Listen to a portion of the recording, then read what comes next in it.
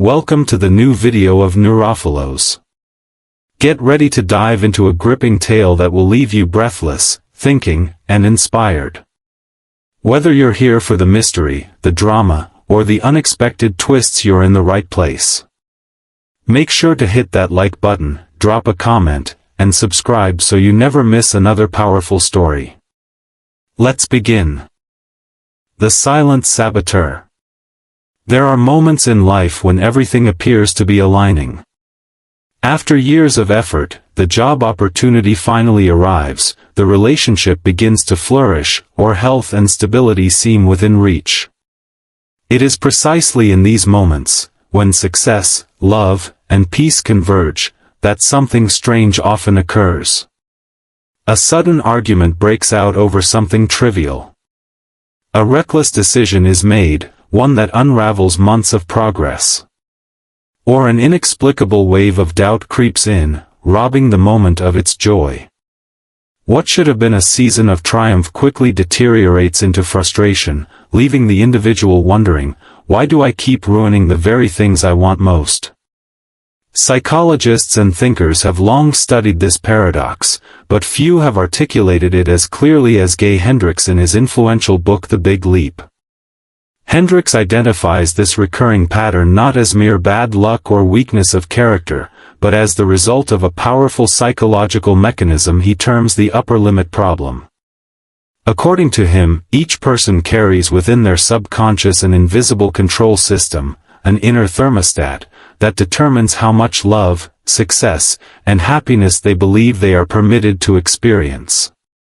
Just as a physical thermostat regulates temperature, ensuring the room stays within a set range, this psychological thermostat works to keep emotional well-being within limits that feel safe. When life begins to exceed those limits, the mind reacts by triggering self-sabotage.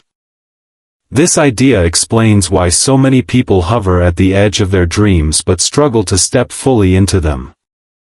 It is not because the external world is conspiring against them, but because an internal system, deeply embedded in the unconscious, quietly intervenes. If a person's thermostat setting only allows for moderate success, then the moment life offers them extraordinary success, their mind will generate obstacles, arguments, procrastination, sudden illnesses, poor choices, that bring them back down to a familiar baseline. This baseline, tragically, may not even be pleasant. It may consist of mediocrity, scarcity, or emotional instability, yet it feels secure simply because it is known. The unsettling part is that this sabotage often happens just as someone is on the verge of a breakthrough. Picture the individual who finally begins to earn recognition in their career, only to quit unexpectedly or pick a fight with a superior. Or the couple who experience a beautiful period of harmony, only to collapse into conflict over an insignificant disagreement. The timing is not accidental. It reflects the unconscious conviction that too much happiness, too much love, or too much success violates the boundaries of what is permissible.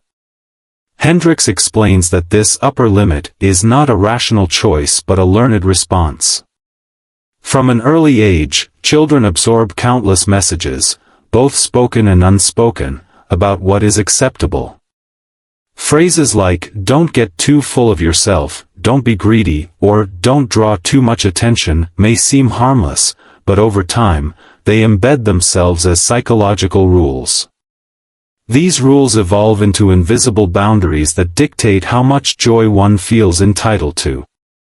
As adults, when reality begins to contradict those boundaries, the unconscious rushes to restore equilibrium, even if that means undermining growth. This phenomenon can be observed across many domains of life.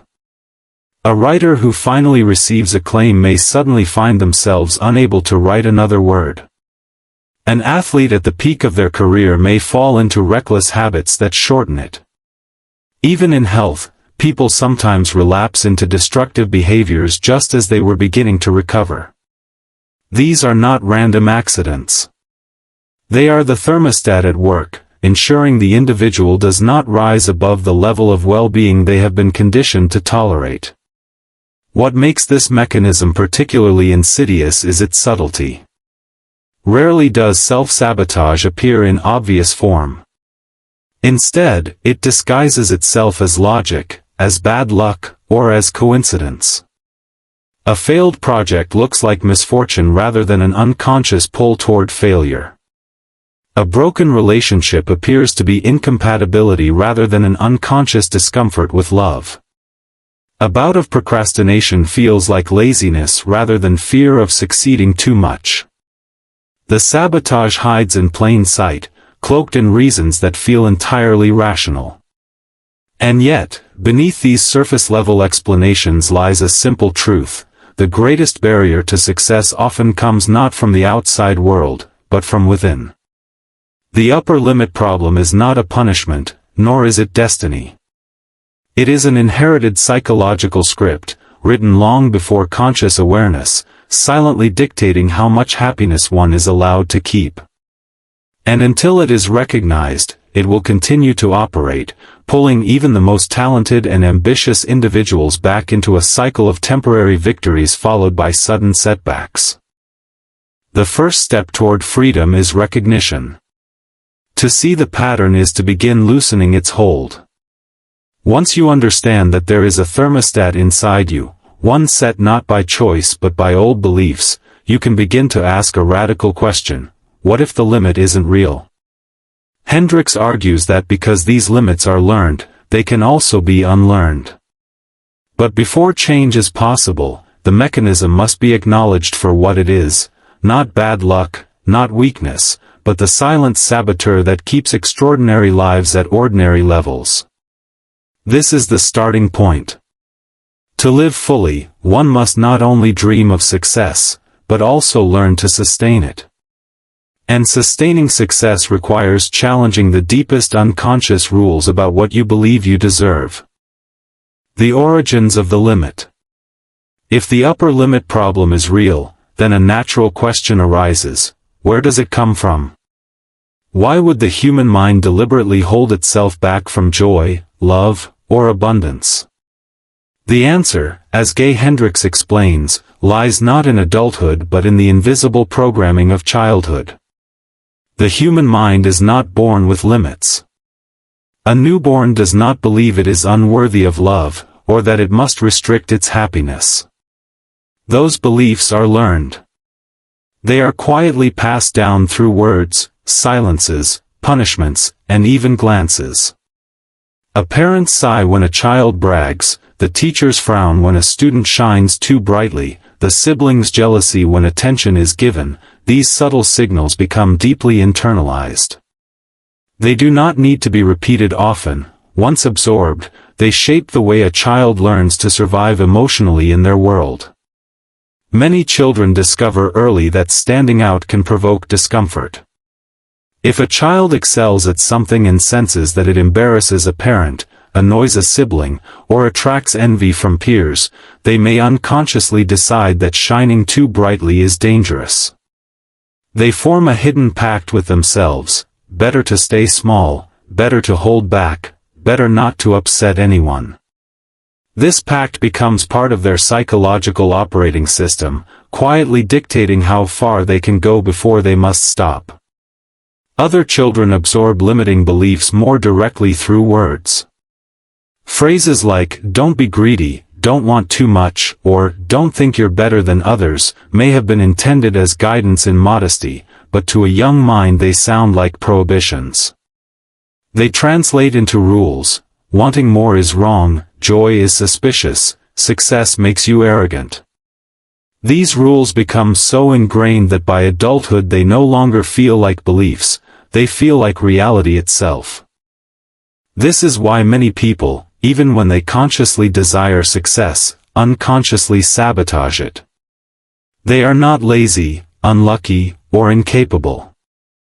They are obeying childhood codes that taught them how to belong, how to stay safe, how to be accepted.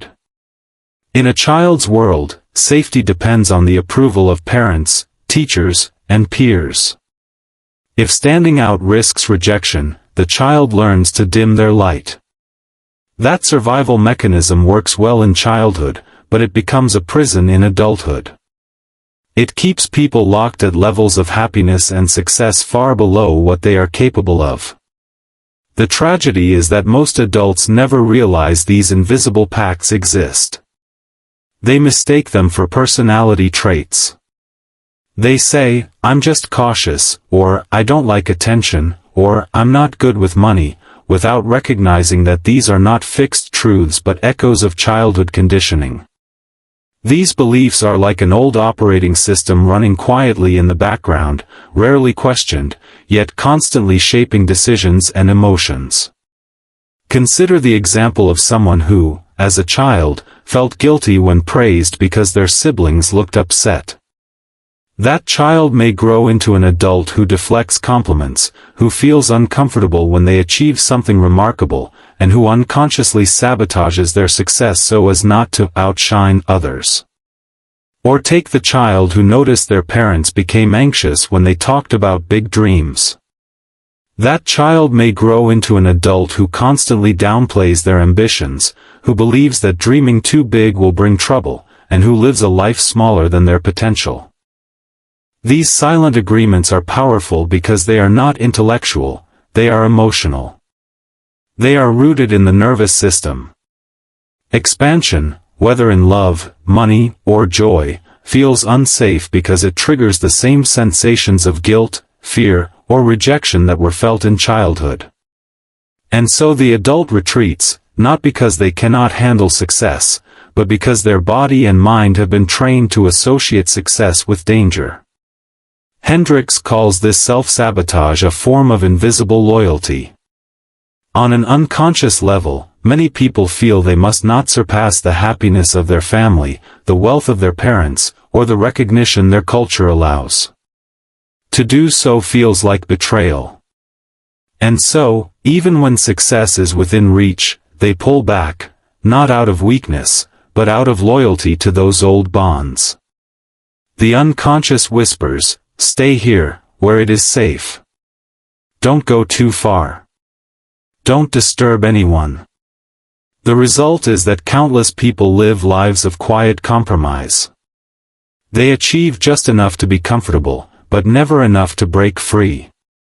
They hover in what Hendrix calls the zone of competence, or at best the zone of excellence, functioning well, respected, even admired, but never stepping into the zone of genius, the place where their greatest potential lives. Why? Because their thermostat was set decades ago, and it has never been reset. The cruel irony is that these limits are entirely arbitrary. They are not real laws of life.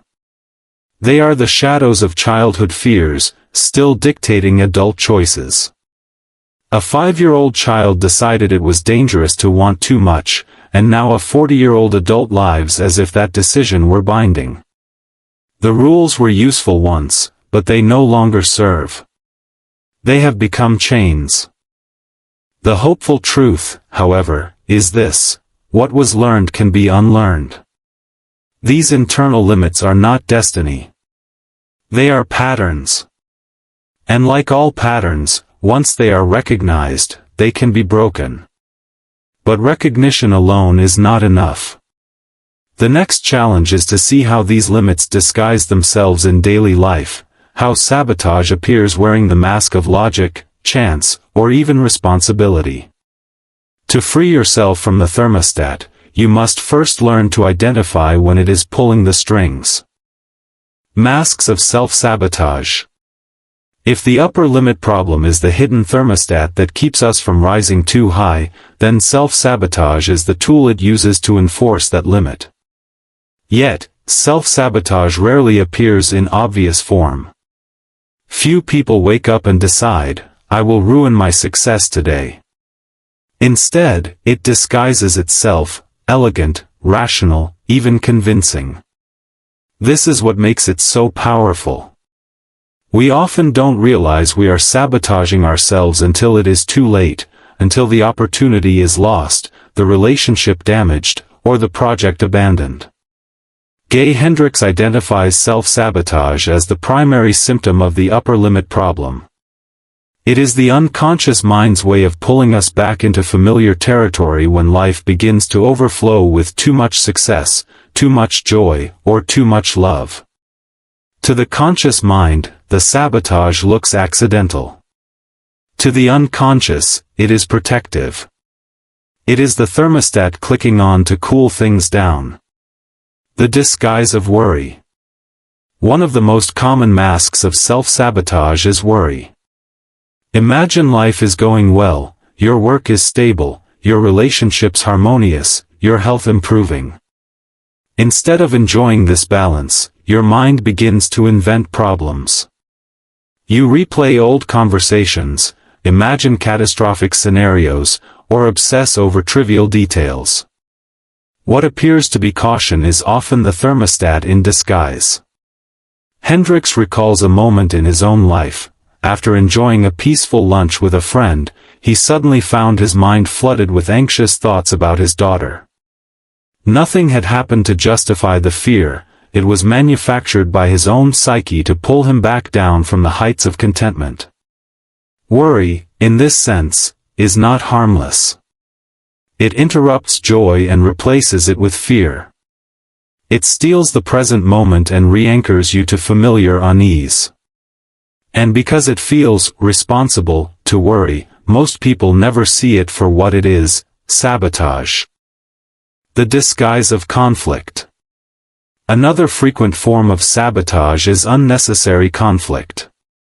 A couple may be experiencing harmony, but suddenly one partner snaps with a cutting remark, picks a fight over something irrelevant, or expresses irritation without cause. The result is predictable: connection breaks, warmth cools, and the relationship returns to the familiar ground of instability. Hendrix notes that this pattern is especially common in love. When intimacy grows too deep, the thermostat detects danger. The unconscious whispers, "This much closeness is unsafe," and provokes a fight to restore distance. These conflicts often feel spontaneous, but they are not. They are triggered by the unconscious limit that says, too much love is not allowed. The disguise of delay. Procrastination is another mask. You know what needs to be done, you have the skills, the time, and the tools, but you hesitate. You scroll aimlessly, delay making the call, postpone finishing the task. Why? Because completing that task will move you to a new level, greater success, more recognition, or deeper fulfillment.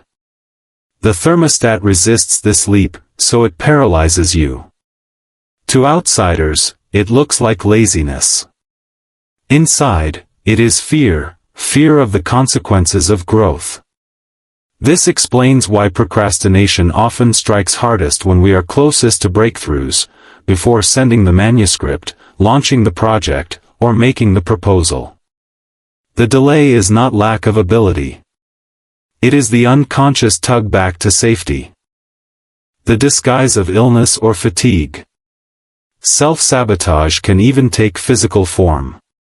Just as things are improving, a person may fall ill, become exhausted, or lose energy.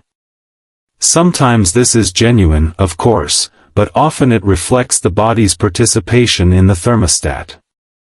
The mind says, too much success is unsafe, and the body responds with symptoms that force retreat. The fatigue provides a rational excuse: I couldn't continue, I was too tired. Once again, the limit is enforced without anyone noticing. The disguise of distraction. Distraction is another subtle form. A person on the brink of a creative breakthrough suddenly becomes obsessed with trivial tasks. They binge on television, check emails endlessly, or get caught in gossip. To the conscious mind, these are harmless detours. To the unconscious, they are ways to prevent expansion.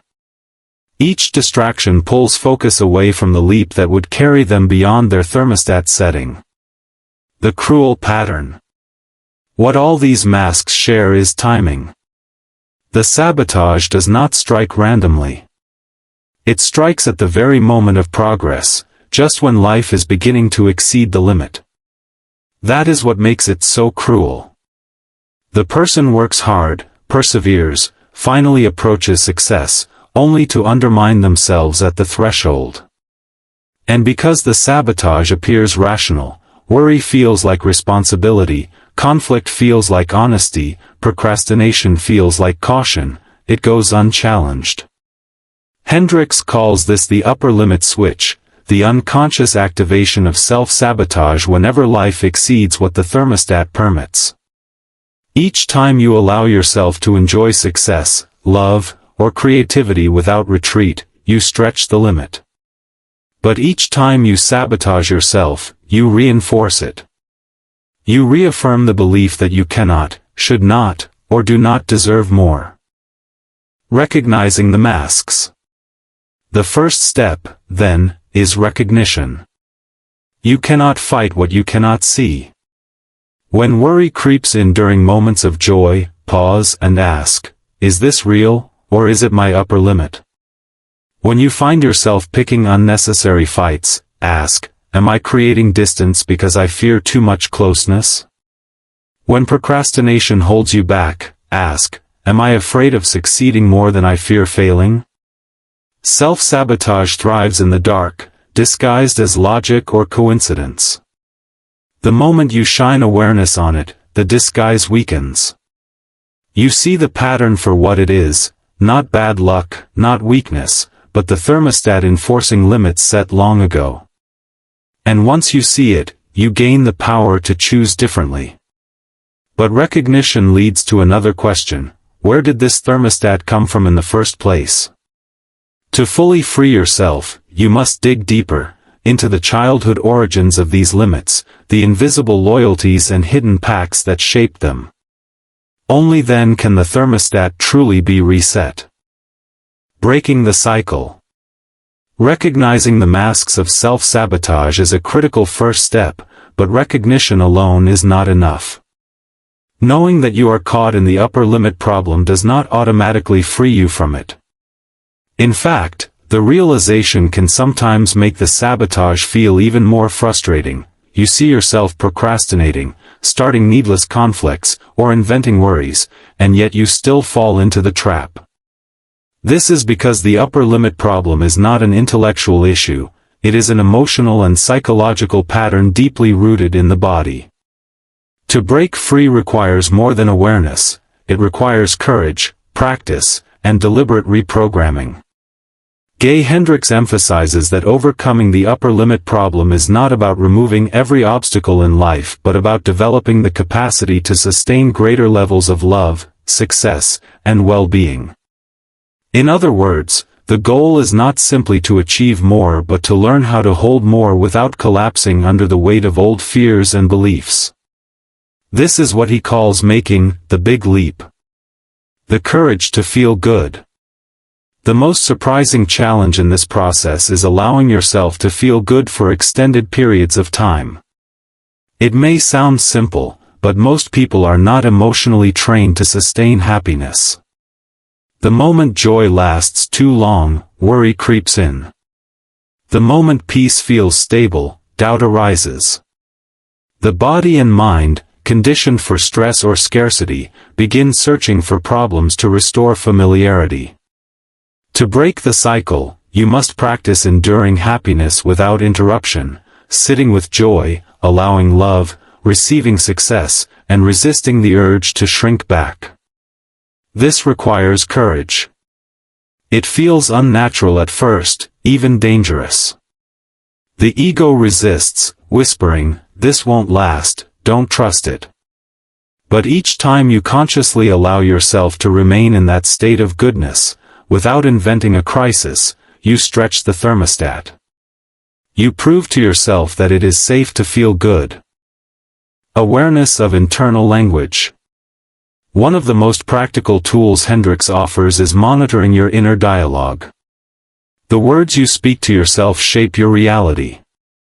Negative self-talk, constant worry, and harsh self-judgment are forms of self-sabotage. Each time you say, "I can't handle this," or "this is too much for me," you reinforce the thermostat setting.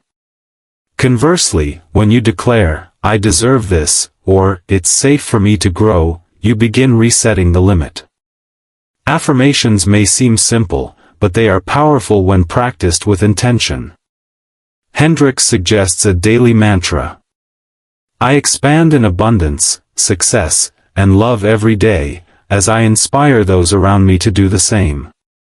This mantra is not just a string of words, it is training. It signals to the unconscious that expansion is safe, that joy is permissible, that growth is normal. Each repetition creates new neural pathways, gradually shifting the thermostat upward. Breathing through fear. Fear is another key obstacle in breaking the cycle. Hendrix quotes a profound observation: fear is excitement without breath. This means that the sensations we interpret as fear, tight chest, racing heart, trembling, are often the same sensations as excitement, but suppressed.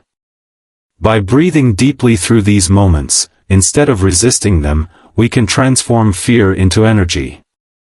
This practice is especially useful when approaching breakthroughs. When you are about to launch a new project, enter a deeper relationship, or take a financial risk, fear will appear. Instead of interpreting it as danger, breathe into it. Let the breath expand the body, reminding it that this is not a threat but an opportunity. Each time you breathe through the discomfort, you expand your capacity to handle more. Mindfulness of microsabotages. Another practical strategy is to observe microsabotages, the small, seemingly harmless behaviors that gradually pull you away from growth. Postponing a phone call. Eating when not hungry. Saying yes when you meant no, losing focus intentionally. On their own, these actions seem trivial. But together, they signal that the thermostat is working to pull you back. The goal is not to eliminate mistakes but to notice patterns. Ask yourself, am I moving toward expansion, or retreating into safety? Each time you choose expansion, no matter how small, you weaken the thermostat's grip. Commitment to truth. Perhaps the most radical tool in breaking the cycle is the commitment to truth. This means refusing to justify your limits. No more saying, "That's too much for me," or "I'm not ready." No more disguising fear as humility or procrastination as practicality. Each time you verbalize a limit, you reinforce it. Each time you declare possibility, you expand it. The commitment to truth also requires honesty about the ways you sabotage yourself. Instead of excusing procrastination, admit it. Instead of blaming others for conflict, acknowledge your role. Instead of masking worry as responsibility, name it as fear. This honesty strips the sabotage of its power. The new baseline. Breaking the cycle ultimately means creating a new baseline of existence. Instead of oscillating between peaks of success and valleys of sabotage, you gradually raise the floor. Joy, peace, love, and success become the norm rather than the exception.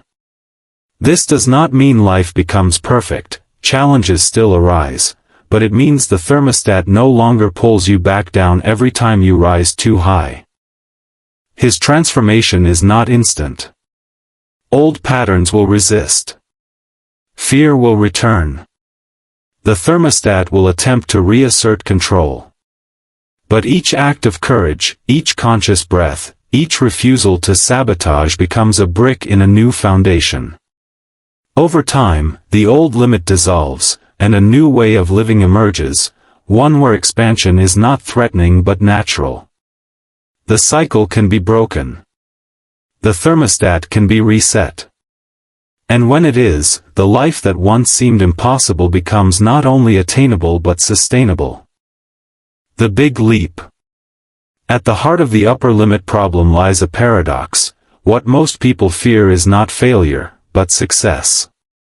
Failure, while painful, is familiar. It comes with ready-made excuses, with sympathy from others, and with the comfort of knowing you never had to carry the full responsibility of greatness. Success, on the other hand, is frightening because it demands a permanent shift. Once you step into your full potential, you can no longer hide behind excuses, old traumas, or the protective veil of modesty. You must accept yourself as capable, powerful, and responsible for sustaining a life that others may only dream of. Gay Hendrix calls this step the big leap, a conscious decision to transcend the thermostat and live in your zone of genius. It is not about fleeting moments of success or temporary victories, but about adopting expansion as your new baseline.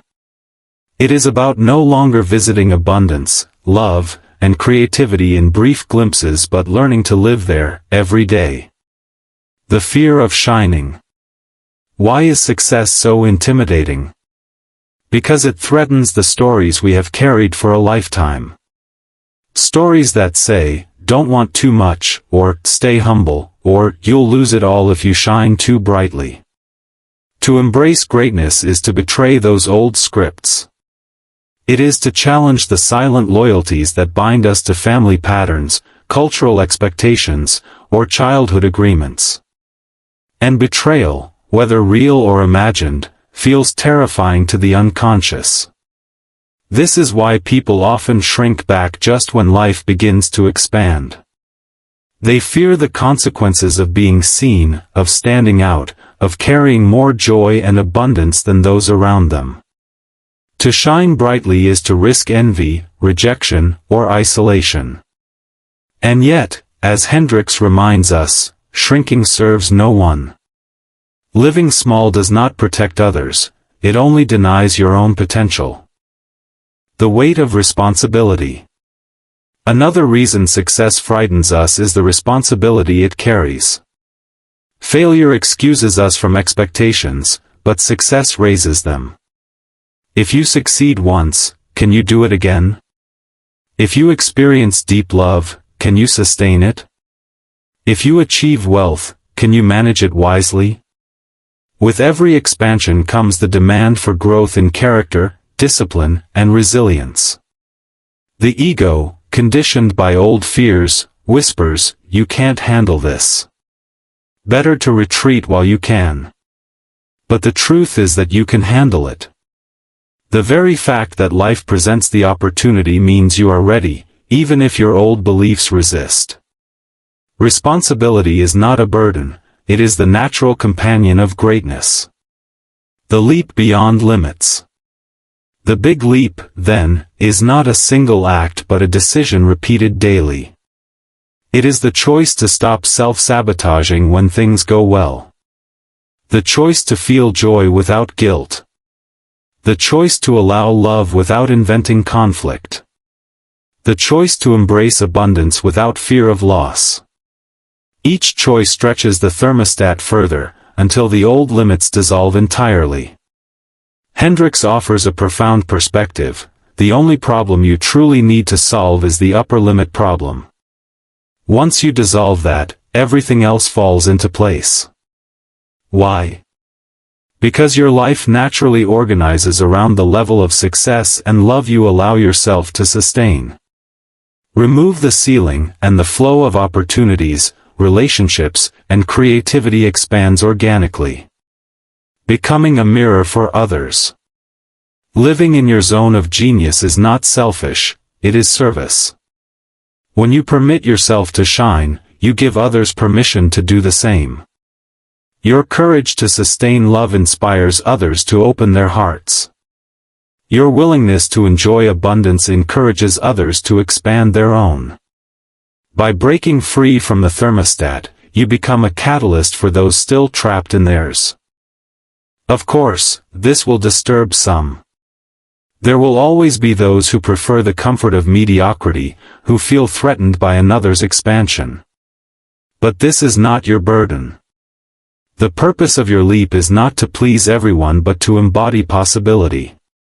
The final choice. In the end, the question is simple but profound: Will you continue living within the comfort zone set by old fears, or will you take the big leap into a new life of abundance, love, and creativity? The comfort zone feels safe, but it is a cage. The leap feels risky, but it is freedom. Everything you desire, success, intimacy, fulfillment, is already within reach. The only obstacle is the unconscious belief that you are not allowed to have it. The thermostat is not real, it is a story learned long ago. And stories can be rewritten. To leap is to choose expansion over contraction, truth over fear, abundance over scarcity. It is to stop being the obstacle between yourself and the life you long for. The leap is not just about dreaming of greatness, but about sustaining it. About making the extraordinary ordinary, not for a moment, but as your daily existence. The choice is before you now. Remain where you are, oscillating between small victories and familiar setbacks, or step fully into your zone of genius and never look back. As Hendrix challenges us, are you willing to take the big leap?